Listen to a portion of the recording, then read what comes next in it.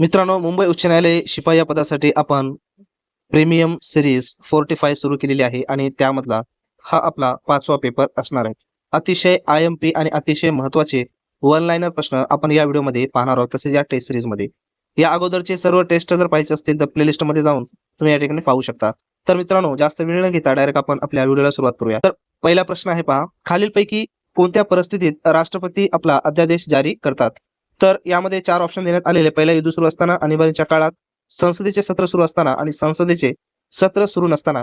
तर या प्रश्नाचं योग्य ऑथेंटिक आन्सर आहे मित्रांनो, संसदेचे सत्र सुरू नसताना राष्ट्रपती आपला अध्यादेश जारी करतात. त्यानंतर पुढचा प्रश्न, त्याकरिता देशाचे पहिले खुले महिला कारागृह कोठे सुरू करण्यात आलेले आहे? तर या प्रश्नाचं योग्य उत्तर आहे पुणे या ठिकाणी. त्यानंतर पुढचा प्रश्न, ज्ञानेश्वरांनी समाधी कोठे घेतली? तर मित्रांनो, ज्ञानेश्वरांनी समाधी ही आळंदी या ठिकाणी घेतलेली आहे. त्यानंतर पुढचा प्रश्न, मराठी ज्ञानकोश कोणी लिहिला? तर या प्रश्नाचं योग्य उत्तर आहे मित्रांनो, डॉक्टर केतकर. त्यानंतर पुढचा प्रश्न, गीताईचे रचनाकर्ते कोण? यासाठी सुद्धा 4 ऑप्शन्स दिलेले आहेत. तर या प्रश्नाचं योग्य उत्तर आहे मित्रांनो, विनोबा भावे. त्यानंतर पुढचा प्रश्न, महाराष्ट्रातील सर्वात साक्षर जिल्हा कोणता आहे? महाराष्ट्रातील सर्वात साक्षर जिल्हा कोणता आहे? तर मुंबई उपनगर. त्यानंतर पुढचा प्रश्न, सोलापूर कशासाठी प्रसिद्ध आहे? तर मित्रांनो, सोलापूर हे चादरीसाठी अत्यंत प्रसिद्ध आहे. त्यानंतर पुढचा प्रश्न, महाराष्ट्रात सर्वात आकर्षक वाटणारे नगदी पीक कोणते आहे? तर याचं उत्तर आहे कापूस. त्यानंतर पुढचा प्रश्न, महाराष्ट्राचा सर्वात मोठा प्रशासकीय विभाग कोणता आहे? तर छत्रपती संभाजीनगर. त्यानंतर पुढचा प्रश्न, महाराष्ट्रात सर्वात कमी लोकसंख्या असलेला जिल्हा कोणता आहे? तर मित्रांनो, या प्रश्नाचं उत्तर आहे सिंधुदुर्ग. त्यानंतर पुढचा प्रश्न, चंदनाचे तेल झाडाच्या कोणत्या भागापासून तयार केले जाते? तर या प्रश्नाचं योग्य उत्तर आहे गाभ्याचे लाकूड यांच्यापासून काय केले जाते? चंदनाचे तेल तयार करण्यात येते. त्यानंतर पुढचा प्रश्न, ग्रामीण भागात कायदा व सुव्यवस्था राखण्याचे काम कोण करत असते? तर याचं उत्तर आहे मित्रांनो, पोलीस पाटील. त्यानंतर पुढचा प्रश्न, सध्या भारतात किती उच्च न्यायालय आहेत? तर या प्रश्नाचं योग्य उत्तर आहे मित्रांनो, सध्या भारतामध्ये 25 उच्च न्यायालय आहेत. त्यानंतर पुढचा प्रश्न, अन्न साखळीत तृतीय पोषण पातळी नेहमी कोणाद्वारे व्यापलेली असते? तर या प्रश्नाचं योग्य उत्तर आहे मांस भक्षी. त्यानंतर पुढचा प्रश्न, सपाट आरशात उजवी बाजू डावी दिसण्याच्या गुणधर्माला काय म्हटले जाते किंवा काय म्हणतात? तर या प्रश्नाचं योग्य उत्तर आहे पश्चिम व्युत्क्रम. तर अशा प्रकारचे अत्यंत ऑथेंटिक प्रश्न आपण आपल्या टेस्ट सिरीज मध्ये घेत आहोत. मित्रांनो, जर तुम्हाला पोस्ट मिळवायची असेल तर आपण या युट्यूब चॅनल्सवर टेस्ट सिरीजच्या माध्यमानं काही अत्यंत IMP क्वेश्चन सेट अपलोड्स करत आहोत. त्याच पद्धतीने मित्रांनो, शिपाई या पदासाठी ऑथेंटिक आपण टेक्स्ट बुक्स अनुसरून नोट्स तयार केलेले आहेत. त्याच प्रकारे प्रीमियम क्वेश्चन सेट देखील आपण तयार केलेले आहेत.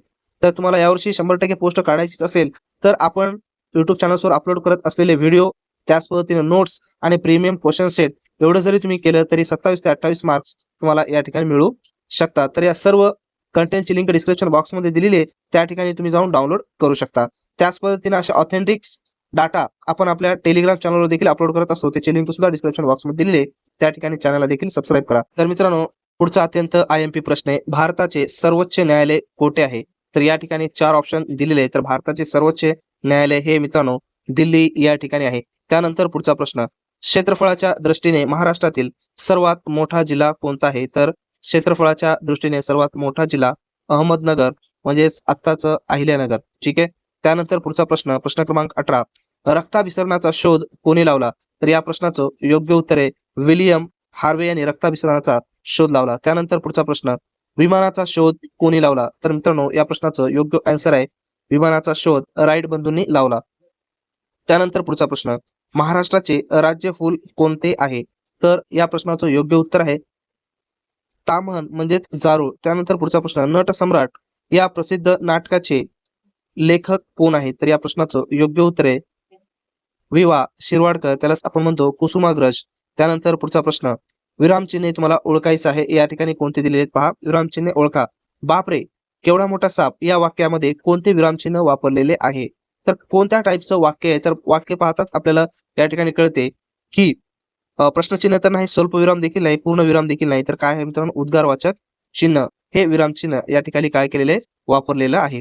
ठीक आहे, कारण यामध्ये तीव्र वेदना, भावना, दुःख, आनंद व्यक्त केला जातो आणि प्लस उद्गारवाचक चिन्हाचा देखील वापर केला जातो, त्याच्यामुळे तो आन्सर योग्य आहे. त्यानंतर पुढचा प्रश्न, विरुद्धार्थी शब्द तुम्हाला या ठिकाणी ओळखायचा या शब्दाचा, तर या प्रश्नाचं योग्य उत्तर आहे मित्रांनो ऑप्शन नंबर 2 कृतज्ञ. त्यानंतर पुढचा प्रश्न, समानार्थी शब्द तुम्हाला या ठिकाणी ओळखायचा आहे वारा या शब्दाचा, तर या प्रश्नाचं योग्य उत्तर आहे पवन. त्यानंतर पुढचा प्रश्न, खायला काळ अन भुईला भार या म्हणीचा अर्थ तुम्हाला सांगायचा आहे, तर या प्रश्नाचं योग्य आन्सर आहे निरुपयोगी मनुष्य. त्यानंतर पुढचा प्रश्न, आता या ठिकाणी मॅथ्सचे प्रश्न सुरू झालेले आहेत.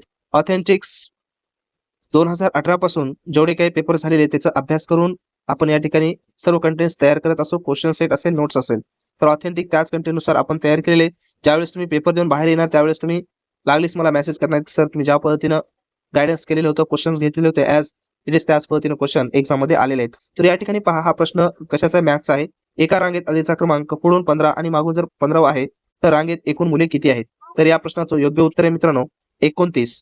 त्यानंतर पुढचा प्रश्न, जर 5 मजूर एक काम 12 दिवसात पूर्ण करतात तर तेच काम 10 मजूर किती दिवसामध्ये पूर्ण करतात, तर याचं उत्तर आहे 6 दिवस. त्यानंतर पुढचा प्रश्न, वर्तुळाच्या केंद्रातून जाणाऱ्या आणि परिघावरील 2 बिंदूंना जोडणाऱ्या रेषेस काय म्हणतात, तर या प्रश्नाचा आन्सर कमेंट्स बॉक्समध्ये कमेंट्स करा. तसेच खालीलपैकी सर्वात लहान मूळ संख्या कोणती आहे, तर याचं देखील आन्सर तुम्हाला काय करायचं आहे कमेंट्स बॉक्समध्ये कमेंट्स करायचं आहे. त्याच पद्धतीने एकदम शेवटचा प्रश्न या क्वेश्चन सेट मधला, 15 ऑगस्ट 1947 रोजी भारताला स्वातंत्र्य मिळाले त्या दिवशी कोणता वार होता, तर या प्रश्नाचं उत्तर देखील तुम्हाला काय करायचं आहे कमेंट्स बॉक्समध्ये कमेंट्स करायचं आहे. जर व्हिडिओ ऑथेंटिक वाटत असतील तर तुमच्या मित्रांना शेअर करा आणि टेलिग्राम, युट्यूब चॅनल आणि इंस्टाग्राम तिन्ही चॅनल आपल्या सबस्क्राईब करा.